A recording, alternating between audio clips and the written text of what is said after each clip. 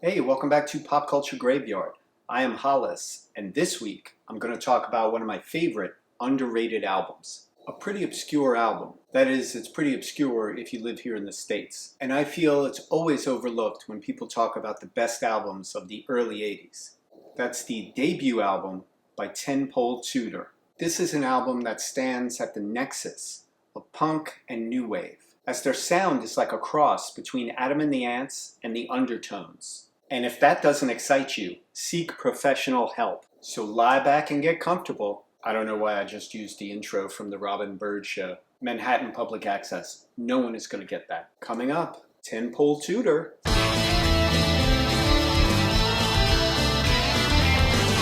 If you're saying to yourself, Hollis, I love the show, but I have no idea how to support it, have I got a treat for you. You can help support the show and get access to full episodes by joining my Patreon. It's at patreon.com/popculturegraveyard. And thanks. So who is Tenpole Tudor? Well, the band's lead singer was Edward Tudor-Pole. Who is Edward Tudor-Pole, you might ask? If you've seen The Great Rock and Roll Swindle, he's the singer who did the best job at the fake auditions to fill the absent Johnny Rotten's place in the band. Eddie sings the song, Who Killed Bambi, as if possessed by some unseen and unstable force. He also sings the film's title track, as well as Rock Around the Clock. Apologies to my British viewers who already know Ed from his stint as a presenter on The Crystal Maze, if not from dozens of films that he's been in, from Kull the Conqueror up. But here in the US, he's still a bit of an unknown quantity. Eddie's name is Edward Tudor-Pole, but Pistols Svengali, Malcolm McLaren, nicknamed him Tenpole Tudor. What you might not know is that in real life, as in the film, Eddie had a serious chance of becoming John Lydon's replacement in the Sex Pistols.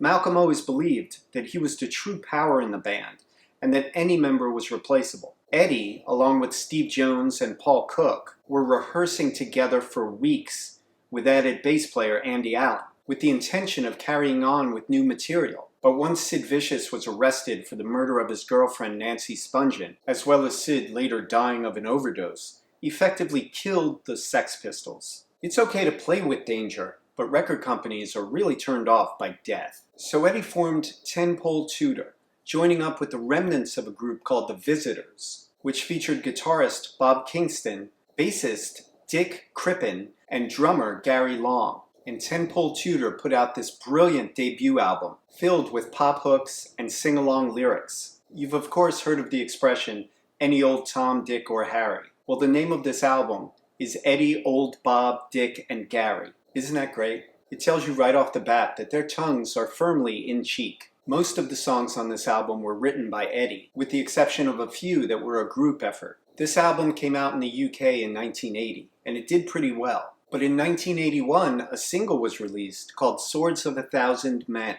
and it did very well. It was a song that Eddie wrote by himself, and it made it to the top 10, peaking at number 6 in the UK. Stiff Records very quickly rejiggered the band's debut album and stuck in Swords of a Thousand Men as the album's lead-off track. They then re-released the album in North America on their Stiff America label. This is, of course, the American LP, which leads off with Swords of a Thousand Men.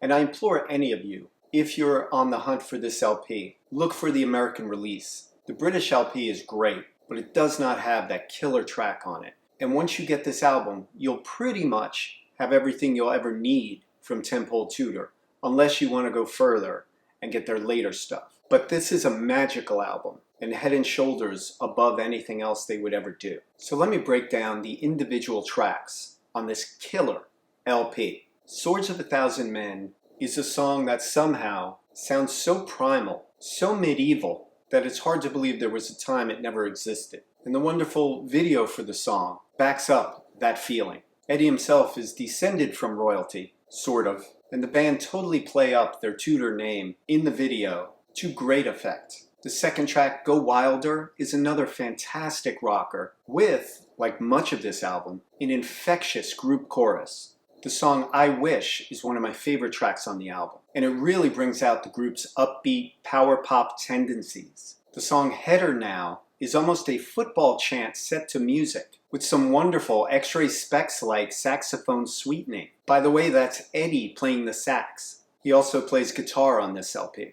The song There Are Boys is by far the funkiest moment on this entire album, and it features possibly Eddie's most charismatic vocal performance, and it is matched by ace production. For the rest of this week's episode, please join my Patreon at patreon.com/popculturegraveyard, or click above for more free content.